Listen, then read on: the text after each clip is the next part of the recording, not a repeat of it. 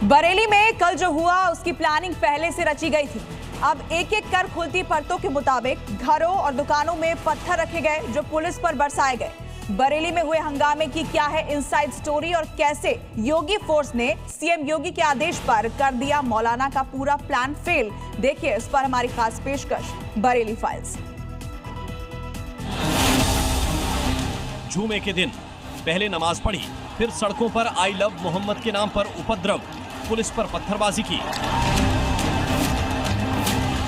गोलियां चलाई और फिर योगी फोर्स ने कर दिया पूरा इलाज।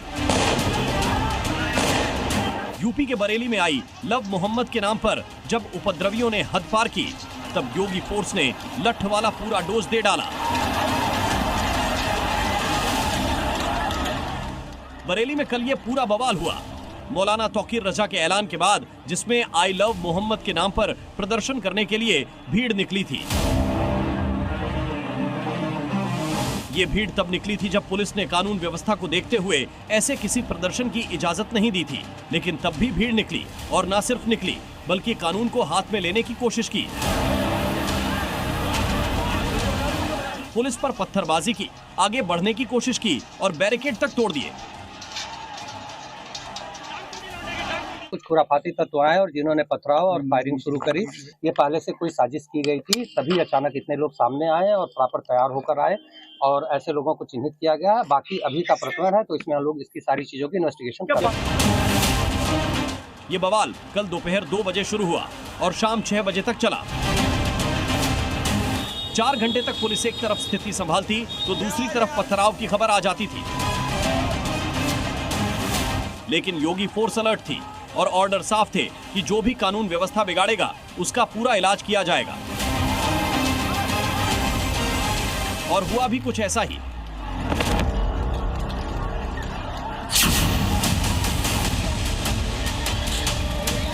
बरेली में कैसे उपद्रवियों ने उत्पात मचाया उसका सबूत है ये वीडियो। बात प्रदर्शन की थी, लेकिन तब भी बरेली की गलियों में पत्थर लेकर उपद्रवी मौजूद थे। पुलिस को देखते ही उन पर पत्थरबाजी शुरू कर दी जाती है। देखिए कैसे गलियों की छतों से, अपने घरों से पुलिस पर बड़े बड़े पत्थर मारे जा रहे थे।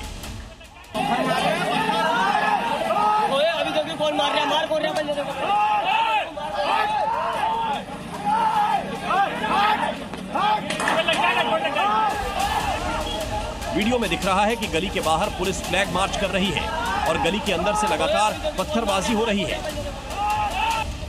कुछ लोग छत पर खड़े भी नजर आ रहे हैं। इसके बाद पुलिस टीयर गैस का इस्तेमाल कर पत्थरबाजों को खदेड़ती है। इसी जगह का दूसरा वीडियो भी सामने आया, जिसमें दिखा कि कैसे गलियों के पीछे लोग एक साथ इकट्ठे होकर हमला कर रहे हैं।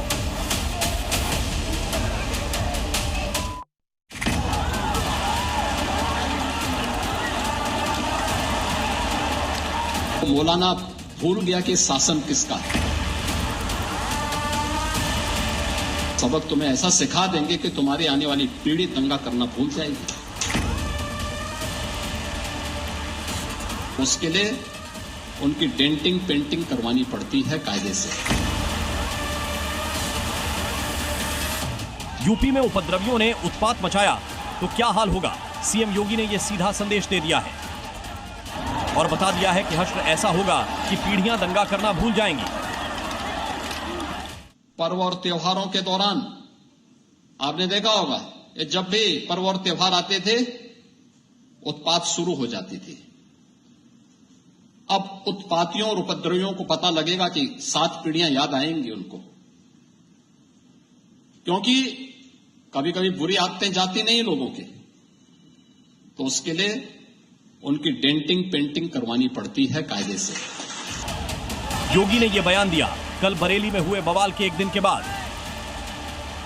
योगी ने साफ शब्दों में कह दिया कि अगर सिस्टम को जाम करने की कोशिश किसी ने की तो बख्शा नहीं जाएगा, अब चाहे वो मौलाना हो या कोई और। तो मौलाना भूल गया कि शासन किसका है। वो ये मानता था धमकी देंगे और हम जबरदस्ती जाम कर देंगे। हमने कहा जाम नहीं होगा, कर्फ्यू भी नहीं लगेगा, लेकिन कर्फ्यू का सबक तुम्हें ऐसा सिखा देंगे कि तुम्हारी आने वाली पीढ़ी दंगा करना भूल जाएगी। इससे पहले सीएम योगी ने कल अधिकारियों के साथ बैठक में भी साफ तौर पर कहा था कि उपद्रवियों पर कार्रवाई का यही समय है, सही समय है। बरेली में हंगामे के बाद योगी फोर्स एक्शन में है। एक एक कर उपद्रवियों की पहचान की जा रही है और उन पर कार्रवाई चल रही है। पुलिस ने अब तक 50 उपद्रवियों को गिरफ्तार किया है और फोटो वीडियो के आधार पर उपद्रवियों की पहचान की जा रही है। पर्याप्त उनके वीडियोग्राफी और फोटोग्राफी की गई है। उस आधार पे पुलिस ने भी जो उसमें लोग मौके पर पाए गए ये करते हुए उसमें से कुछ की गिरफ्तारियां सुनिश्चित की गई हैं और वीडियो और जो हमारे पास फोटो साक्ष्य उसके आधार पर अग्रिम कार्रवाई सुनिश्चित। इसके अलावा बरेली में दंगाइयों पर पुलिस एनएसए की कार्रवाई करने की तैयारी की गई है और पुलिस पूरी तरह अलर्ट है। बरेली में चप्पे चप्पे पर पुलिस तैनात है। करीब 3000 पुलिसकर्मी भी लगाए गए हैं। पुलिस आपको यहाँ पे चप्पे चप्पे पे नजर दिखाई देगी। ये वो इलाका है जहाँ से कुछ दूरी पर कल दंगाइयों ने पुलिस पर हमला किया था, पुलिस पर पथराव किया था, जिसके बाद हर इलाके में इसी तरीके से पुलिस डिप्लॉय कर दी गई है ताकि हालात पूरी तरीके से सामान्य किए जा सके।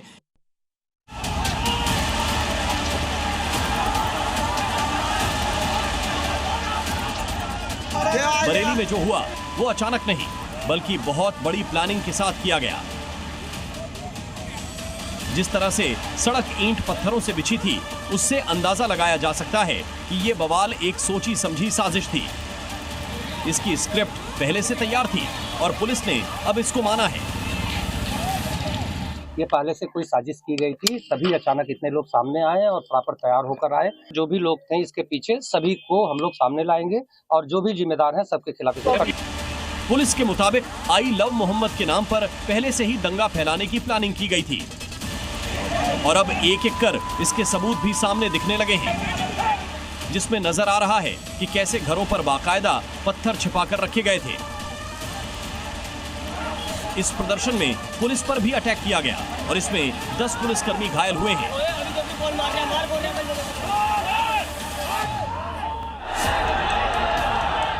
बरेली में जो हुआ उसके पीछे जो एक किरदार सबसे बड़ा था वो है मौलाना तौकीर रजा।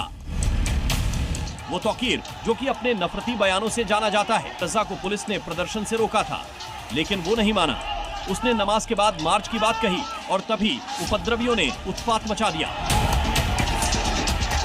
अब हंगामा हुआ तो तौकीर फिर सामने आया, वीडियो जारी की और कहा कि उसे भी प्रशासन अतीक अशरफ की तरह गोली मार दें।